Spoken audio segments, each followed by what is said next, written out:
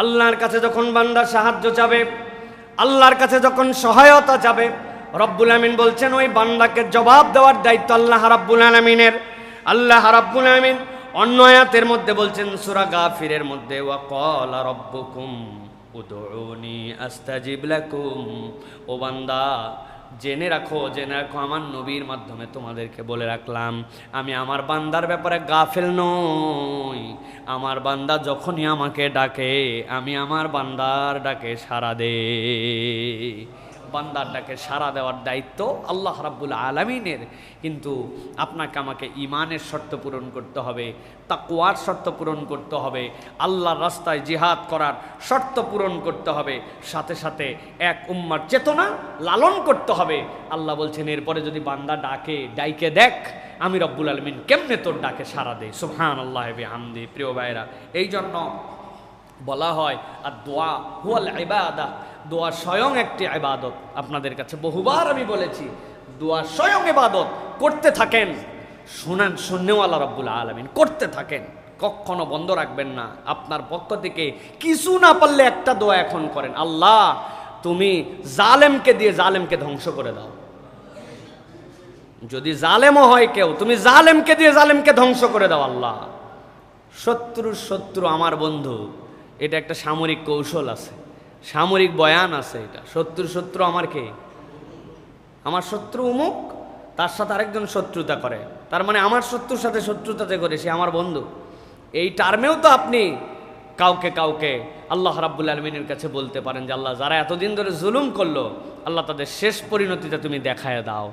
আল্লাহ রাব্বুল আলামিনের কাছে এবারের হজের সফরে সবচেয়ে বেশি দোয়া করছি যে আল্লাহ তুমি এতবার মক্কা শরীফে নিয়ে আসলে, আল হারামাইন আশ শরীফাইন, দুই পবিত্রতম স্থানে আল্লাহ তুমি এতবার আমারে নিলে, কিন্তু আল্লাহ আমাদের তো আরও একটা পবিত্র জায়গা আছে যেই জায়গায় 2 রাকাত সালাত আদায় করলে সদ্য ভূমিষ্ঠ শিশুর মতো আল্লাহ বানায় দেন।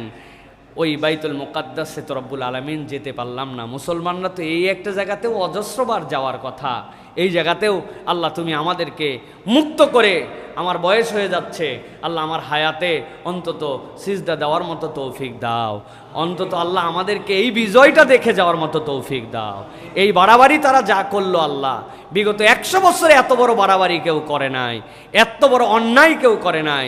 এই পৃথিবীতে এখন খাদ্যের কোনো অভাব নাই, সেই সময় আমার ভাইয়েরা একটা রুটি পায় না, কৌশলে রুটি দেওয়ার নাম করে নিয়ে এসে, 1 মুঠ আটা দেওয়ার নাম করে নিয়ে এসে সেই জায়গাতেও তারা হত্যা করে। এরপরেও যখন মানবতা কথা বলে না, রব তুমি তো সব দেখতেছো, আল্লাহ এই মানবতা পক্ষের ধ্বজাধারী যারা আল্লাহ তাদেরকে তুমি অন্তত আমাদের চোখের সামনে পতনটা দেখায় দাও। এই দোয়াটা করতে পারবেন না ভাই?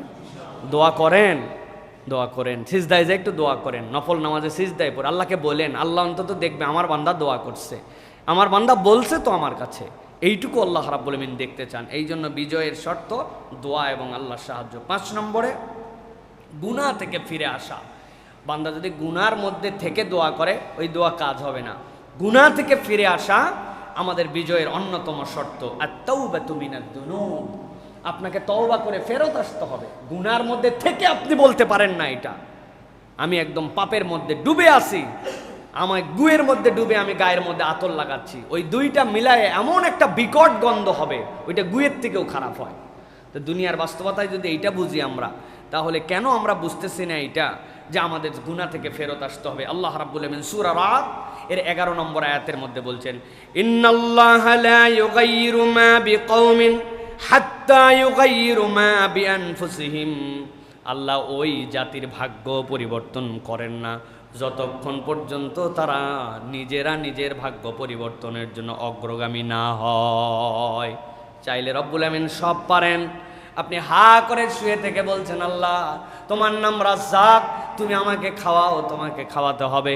চাইলে রব্বুল আলামিন পারেন, কিন্তু আল্লাহ রাব্বুল আমিন বলছেন আল্লাহর সুন্নাতে এটা নয়। ফাইদা কুদিয়াতিস সালাতু ফান্তাশিরু ফিল আরদ ওয়াবতাগু মির রিজকিল্লাহ। তোমরা আল্লাহর রাস্তায় বেরিয়ে যাও, সালাত শেষ হওয়ার পরে তোমার দায়িত্ব বেরিয়ে যাওয়া, তলব করা, আল্লাহ রিজিক তোমার জন্য মিলাই দিবেন। আল্লাহ ঠিক একই রকমভাবে বলছেন, বান্দা তোমার জন্য শর্ত হলো ইন্নাল্লাহা লা ইউগাইয়িরু মা বিকওমিন হাত্তা ইউগাইয়িরু মা বিআনফুসিহিম। আপনি আপনার নিজের পরিবর্তন নিজে করবেন না, আপনি নিজেকে পাপাচার থেকে সরায় নেবেন না, অন্যায় দেখা থেকে সরাবেন না, গুনাহ থেকে ফিরবেন না, সালাতের অনুগামী হবেন না, আপনার আকীদাটা আপনি বিশুদ্ধ করবেন না, আর রব্বুল আমিন আসমান থেকে আপনার জন্য পরিবর্তন করে দিবেন। আল্লাহ বলছেন না না না, আগে তোমার নিজেকে পরিবর্তন হতে হবে। একবার যদি তুমি পাপ থেকে নিজেকে সরায় নাও, আল্লাহ বলছেন তুমি দেখতে পাবা তোমার রব কেমনে তোমার ভাগ্য সুপ্রসন্ন করে দেয়। সুবহানাল্লাহ।